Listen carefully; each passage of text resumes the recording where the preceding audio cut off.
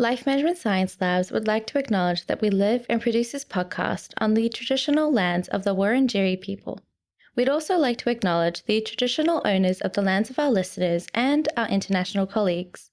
We'd like to pay our respects to their elders past, present, and emerging.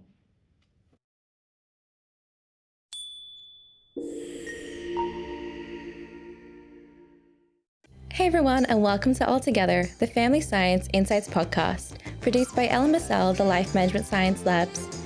We are champions of life management science, providing structured insights informed by science and inspired by practice on key aspects of conscious living.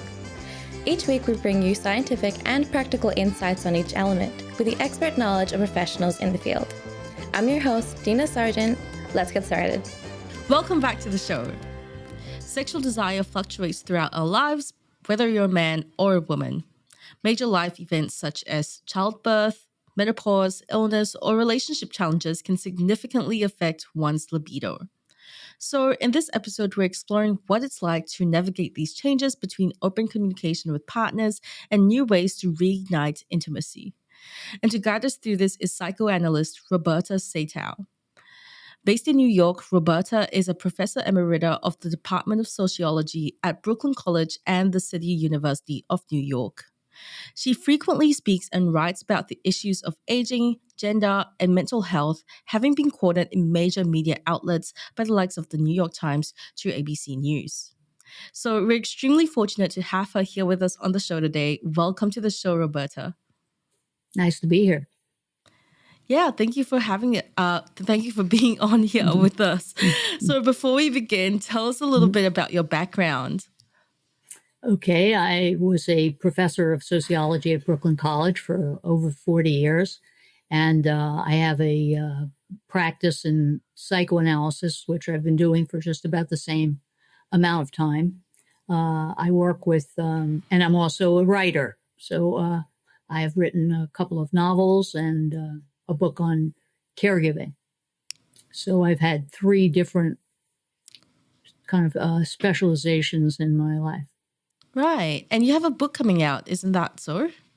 It is already out. It's called Our Time Is Up, and it's about a young woman and her sexual awakening and her relationship with her psychoanalyst. Oh, that's nice. So is it fiction or nonfiction? It's a combination, actually. I call it a semi-autobiographical novel. So there are many aspects of it that are from my own experience, but then many aspects of it that are not. That's really interesting. So tell us a bit more about that. What provoked you to write this novel? Well, I guess because I was in psychoanalysis myself for a long time, which you have to be in order to become a psychoanalyst. And I've been doing psychoanalytic work for many, many years. So I think the novel's really been in the work for more than 10 years, thinking about how to really get people to understand what the psychoanalytic process is like. Yeah, that's really interesting. I suppose it gives people some sort of insight that they normally wouldn't have into psychoanalytic work. Mm-hmm. Yes. All right, that's really interesting. So before we begin with the interview, could you tell us about what a common misconception might be about sexual desire? Well, one common misconception, I think, is that women have less sexual desire than men. Yeah. And why isn't necessarily the case. And why do you think that is? The misconception? Yeah. Well, I think that women may have, or might be less consistent in a way in their sexual desire. There are periods when they have their children or they're very involved with their children where there's maybe a hiatus in terms of their sexual desire, whereas a man's might be more consistent. And I think there's a general prejudice against, I think that women's sexuality tends to be threatening. So the idea that that women have sexual desire and that it's just as central to them as it is to men somehow goes against a lot of cultural assumptions. Right. Now, that's a great introduction to our topic for today. But before we go further into detail, I'd love to get to know you better. So, this is Mhm. Have You Met Roberta? And my first question for you is, what is your favorite book? Aside from my own, I'd say my favorite book is Judith Viorst's book called Necessary Losses. Mm-hmm. And what is it about? It's about aging and about the things that one has to give up in order to move on in life. Yeah. And what do you like about the book? Well, she's a very good writer. It also, she mixes her own personal experience with other people's experience. So in many ways, she's kind of a role model for me as a writer. Okay, that's nice to know. And aside from books, what movie have you been enjoying recently? Well, I would say the last movie that really affected me was Killers of the Flower Moon. Oh, I've yet to watch that. Tell Yeah. us about your experience with that. Well, it's a story, I think, that about a particular group of American Indians who were quite wealthy, and a group of white people went about in a very systematic way trying to confiscate their wealth and actually murdered many of them in that process. And I have spent a lot of time visiting Indian reservations in the United States, so I'm particularly interested in that subject. Yeah. Well, thank you for sharing that with us. And aside from that, are you listening to any podcasts at the moment? Well, I just did one recently, which is it's called Psychoanalysis on and Off the Couch, and it's about psychoanalysts' life, the things that they do that are not part of doing psychoanalysis, whether it be being potters or writers or all kinds of movie makers and all kinds of things. So at the moment, I think that one is my favorite. Okay, that's really interesting. Well, from what you've just shared with me, it sounds like psychoanalysts tend to have that creative side to them. Yes, I think a lot of them do. And I think doing psychoanalysis is also creative itself. Yeah. And so, what are some of the creative outlets for you aside from writing? Well, I mean, I do a lot of creative outlets. I think writing is the main one. I do play a lot of pickleball, but I don't think that probably counts. Sorry, what is pickleball? Pickleball is quite the rage here, isn't it? In Australia, it's a sport that originated with for older people. It's easier than playing tennis, and so a lot of older people got into it. But now it's become the rage of all in all ages. So a lot of tennis courts are being transformed into pickleball courts. Right. Yeah, I've never heard of pickleball, but I'm not sure if that's just me not being in tune with sports at all. Okay, that could be. That could be it. Right. Yeah, well, that's really nice to know. Pickleball sounds fun. Well, I like ping pong. Again, not Oh, very in tune. if you're good at ping pong, you would be good at pickleball. The racket's very similar. The racket's very similar. Yeah, well, no, I'm not good at ping pong. I just enjoy playing it. Oh, okay. Yeah, well, maybe I'll have to give it a go sometime. Maybe I'll be better at pickleball than ping pong. Yeah. Well, thank you for sharing that with me. And now, either in your professional life or your personal life, is there someone that you look up to? Well, I think in my professional life, as I said, I think Judith Viorst, just as she wrote children's books, a lot of children's books that are very well known and popular.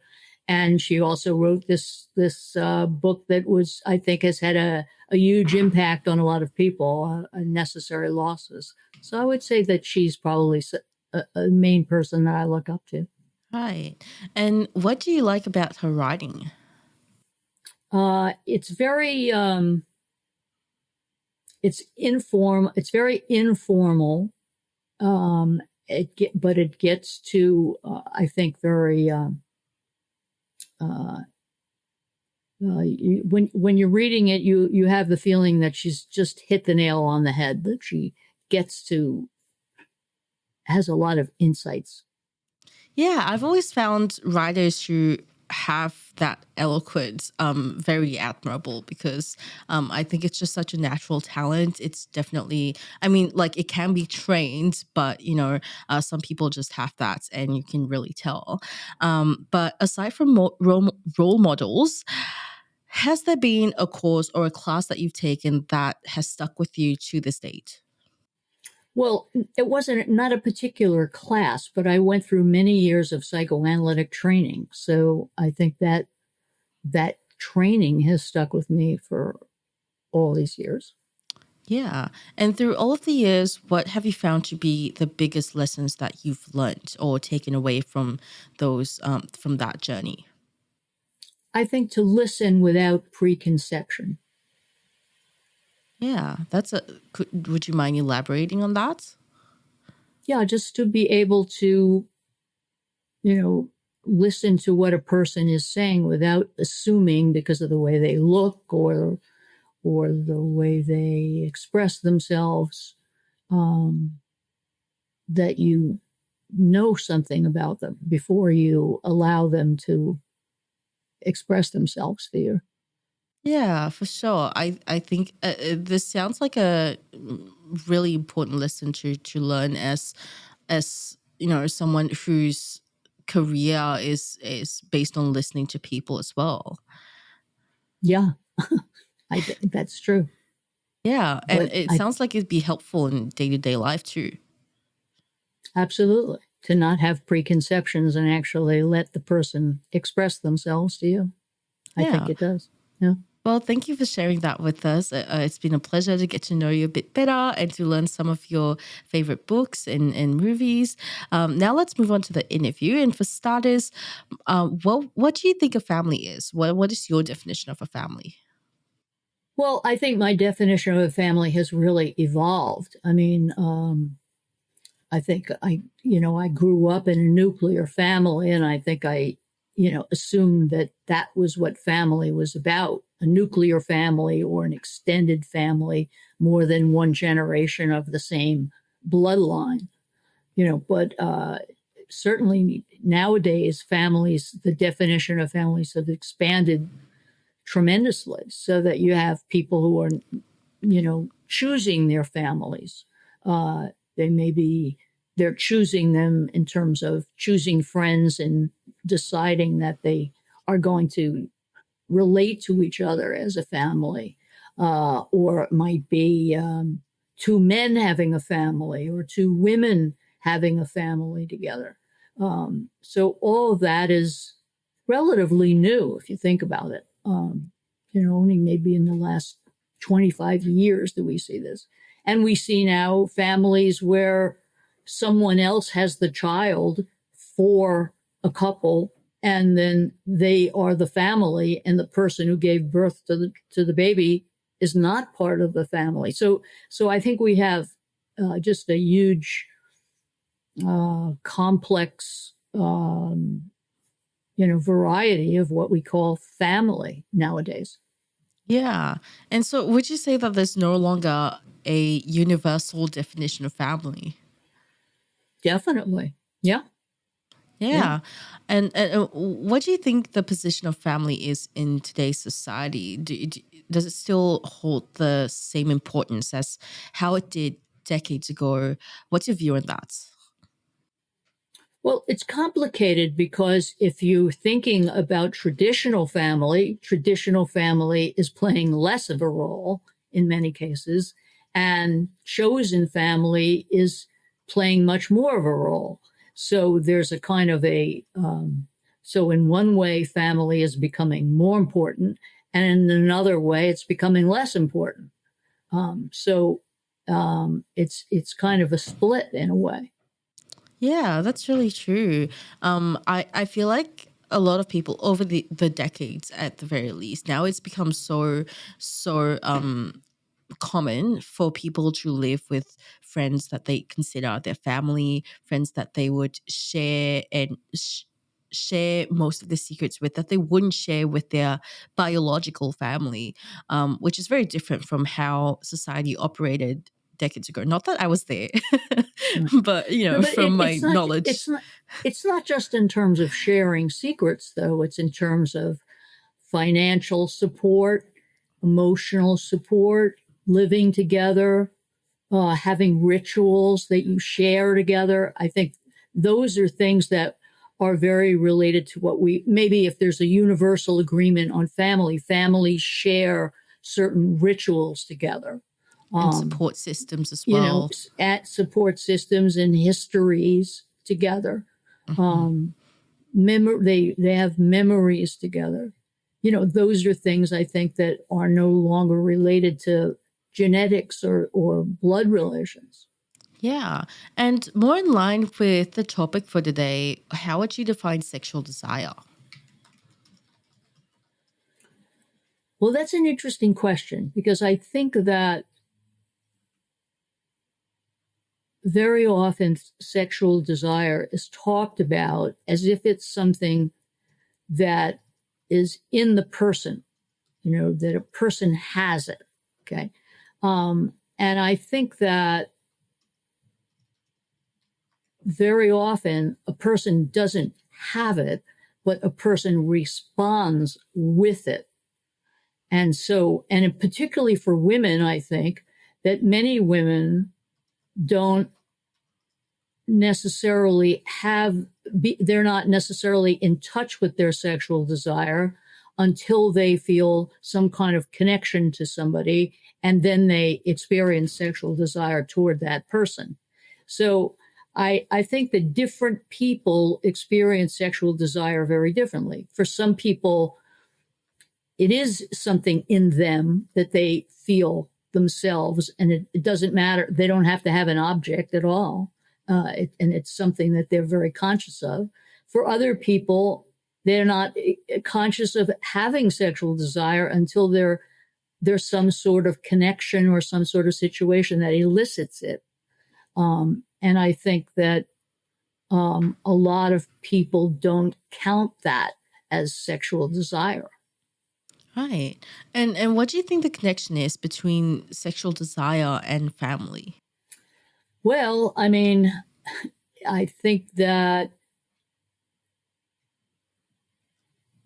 it used to be very simple, okay, in that, or simpler, in that one either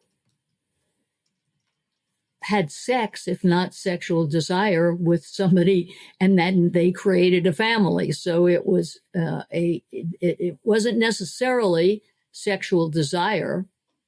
It could be just having sex with each other. So there isn't any necessary connection between sexual desire and family.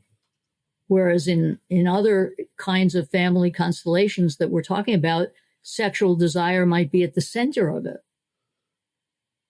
And the reason why they're creating a family is precisely because of their sexual desire, as an outgrowth, if you will, of their sexual desire. Right. So what would you say is the importance of being more aware of sexual desire in navigating with those life changes, with that awareness of your sexual desire? Well, I think it's important to be open to your sexual desire, and part of being open to your sexual desire is kind of noticing it or noticing its absence, noticing when you're become more conscious of it and when you're not, accepting the fact that it changes during life. I mean, at different stages of life, it's different. And it's also different depending on who you're with, so that if your connections or your relationships can have a great effect on your sexual desire. Yeah. And what are some common life events that tend to significantly impact sexual desire? Losing your job, having a baby, uh, your wife having a baby, or your partner, I should say, having a baby. Somebody died. You had a fight with your friend. I mean, I think everything that goes on in life affects your sexual desire.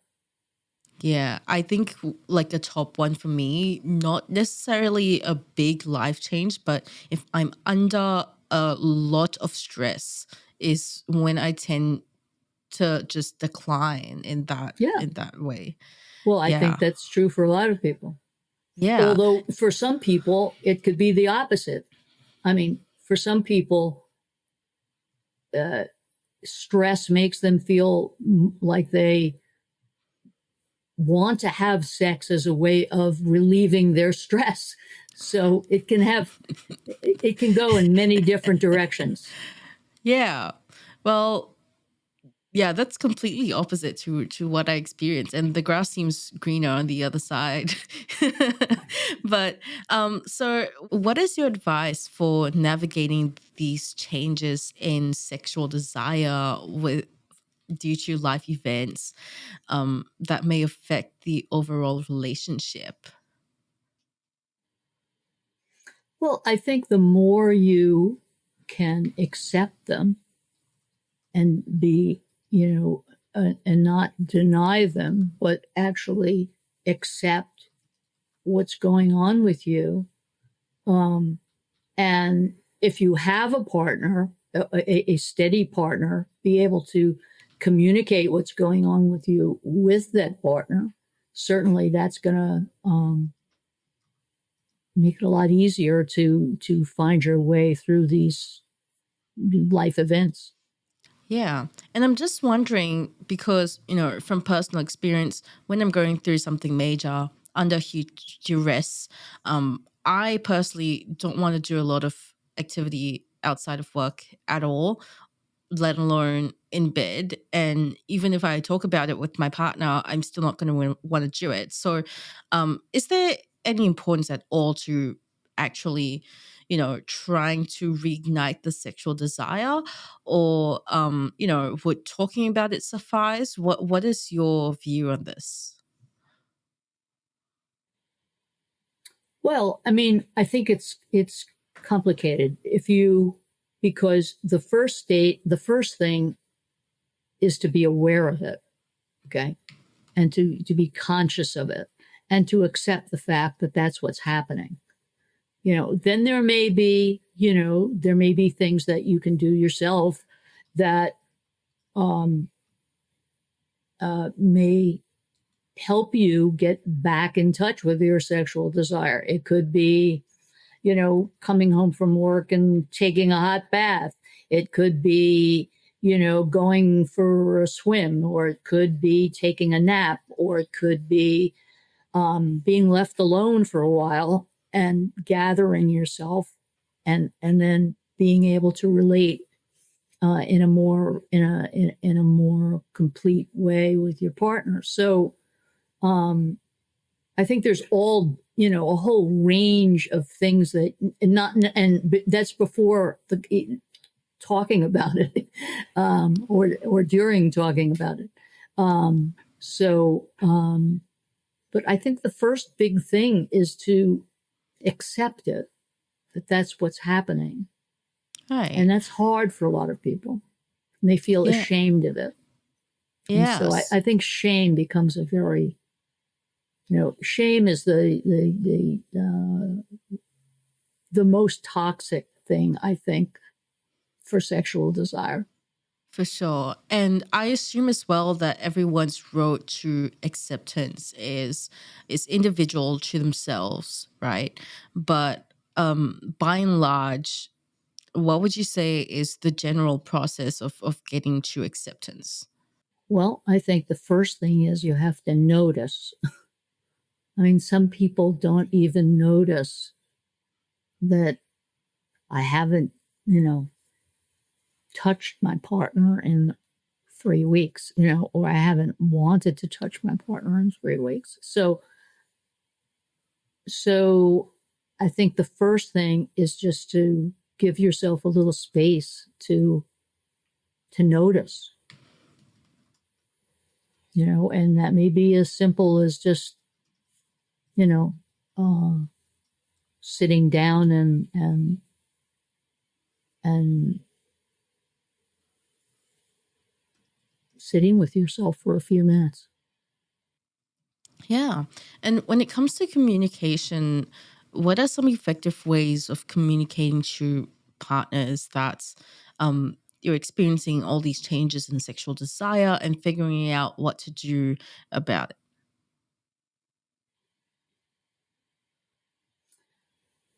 Well, I think that one thing that there's a few things that make it hard for people to do that. Okay, it sounds easy, but it isn't easy because it involves guilt. Okay, for some people, the realization that you really haven't wanted to be near him or have anything to do with him or her for some time. You feel guilty about it. You don't want to actually tell the person that. Or you feel ashamed of it. Like, what does this mean about me? What are they going to think about me if I'm, are they going to think I just am a sexless person, or whatever. So I think guilt and shame or have a lot to do with why it's hard to talk about. I think also some people are afraid that their partner is going to be angry at them. And that is hard for some people to navigate. Also, some people are afraid that their partner is going to be really devastated, that and feel that very hurt by the fact that they aren't feeling sexual desire for them. So I think it's very different for different people as to what makes it so hard to talk about. It's hard to talk about with anybody, but especially I think people find it hard to talk about, oddly enough, with their partner.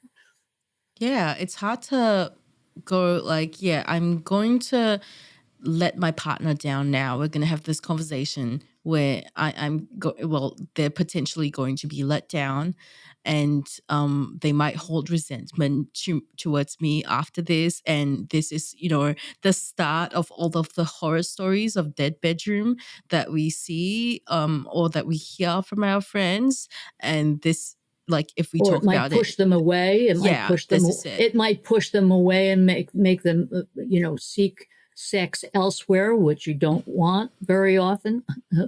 So,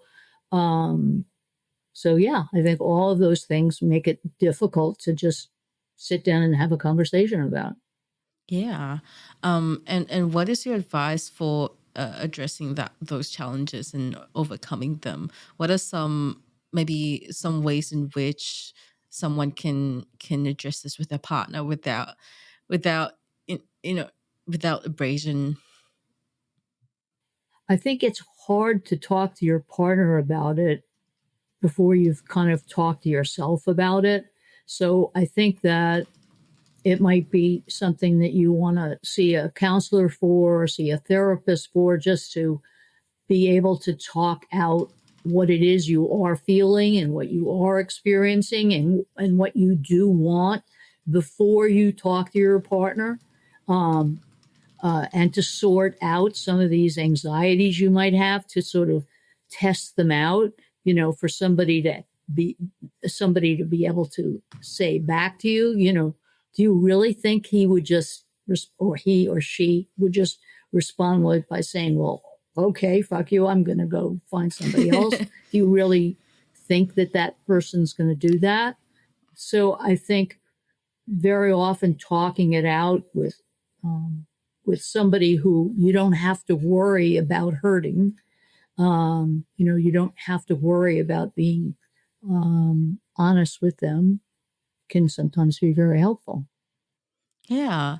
So now let's move on to some practices and habits. What is a habit that you'd recommend practicing for couples to address these differences in sexual desire that may be caused by life events? Well, I mean, I think it's important for partners to take the time to check in with each other. And I think when you take the time to check in with each other, then it's not just about sexual desire. It's about closeness. It's about intimacy. It's about sharing. It's about a whole lot of things, not just sexual desire. And I think it's important to take the time out to just, it could be going, taking a walk. It could be having a cup of tea. It depends on the people. But making a conscious effort to be with each other rather than, just doing other things, to just be. Yeah.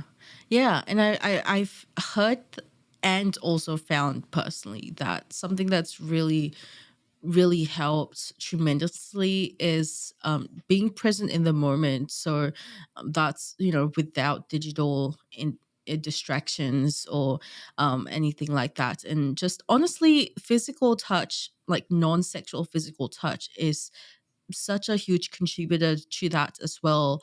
Physical touch is often touted as, something that's shallow. It's like the people see it on the apps and think, or, this person just wants sexual intimacy, but that's really not the case. In relationships, it's about like feeling your skin to skin and feeling each other breathe as well. That really helps. um, and are there any, activities or exercises in particular that you yourself would recommend and, have found to be effective when it comes to reigniting sexual intimacy? Well, I mean, I think what we're talking about uh, ends up helping with sexual intimacy, because I think that very often what is just a comforting touch is what you're talking about. A comforting touch can become sexual. So if if you're not, yeah, I don't think that people's sexuality is completely separate from the rest of them. It's a part of you. So, just putting your arms around somebody or snuggling with them can very often lead to to sexual desire, if you allow yourself that. Um, I think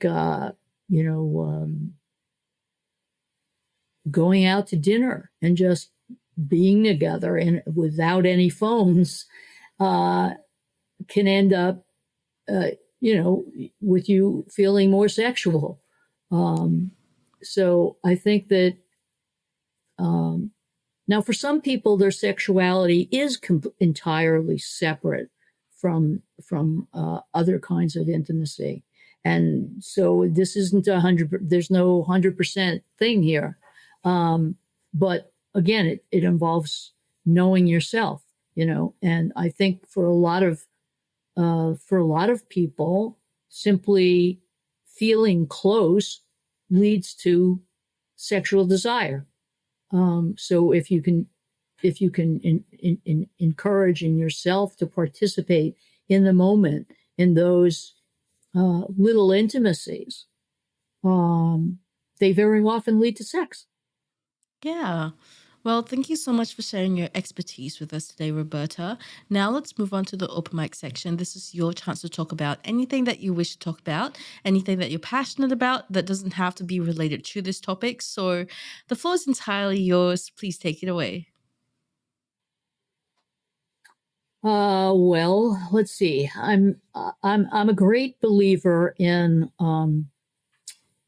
psychoanalysis, actually, and the thing about psychoanalysis that makes it different than other kinds of therapies, because it's simply one kind of therapy, is that it's very much involves the relationship between the client and the therapist. That the whole heart of it is the relationship between the two of you, and the way the client really gets to know themselves is in relationship to the analyst. And that experience is a very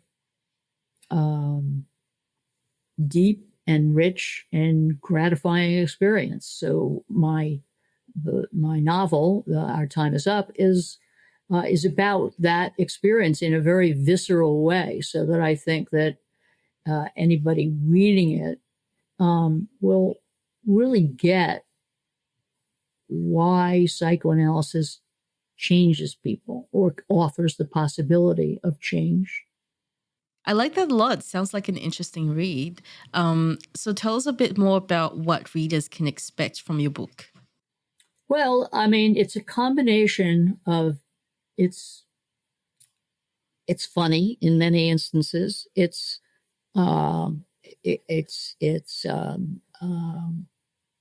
heartening because the main character really does change, and so you experience her transformation, and the struggle that she went through in order to achieve that transformation. Because psychoanalysis does involve hard work. It's not simply somebody giving you advice that if you follow this advice, you feel better. That's not what it is. It's much more experiential in terms of what actually happens in the treatment hour and how Right. that becomes transformative.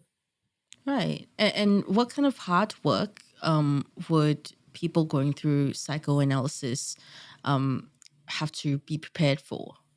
Looking at yourself, looking at things about yourself that you may not like, that don't work for you very well, that may hurt you or hurt other people, and understanding how you develop that that behavior or that way of treating people. That's hard. Yeah. And it's can be quite painful to look at yourself and see things that you don't particularly like about yourself. Yeah. It sounds really confronting. Yes, I think it does involve confronting yourself. Yes. Yeah. Okay, that's really interesting. So tell us, where can our listeners find out more about you and or your book if they're interested in learning more?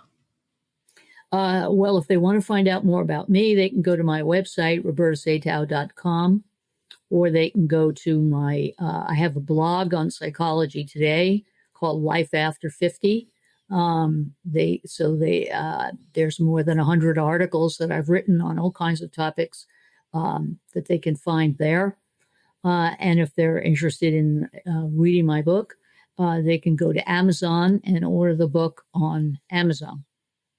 Excellent. We'll link those in the show notes. Thank you so much, Roberta, for joining us today. Do you have any last remaining pieces of advice for our listeners? Have faith that things can change. That is a good piece of advice right there. We'll leave all the links in the show notes so that everyone can access them. Thank you once again, Roberta, for sharing your expertise with us. And thank you, everyone, for tuning in. We'll catch you in the next episode. You've been listening to All Together, the Family Science Insights podcast, produced by the Family Science Labs, a division of LMSL, the Life Management Science Labs. More episodes are available from 10 life management perspectives and can be found by searching LMSL on Apple Podcasts, Google Podcasts, Spotify, and other podcasting apps available on your devices. If you enjoyed this episode, please consider rating our show, sharing it, and subscribing to our channel, as it helps other people find it so that we can grow and bring you more quality resources. More of our work can be found on our website at fa.lmsl.net, where you can join our movement. I'm Dina Sargent. Thanks for tuning in.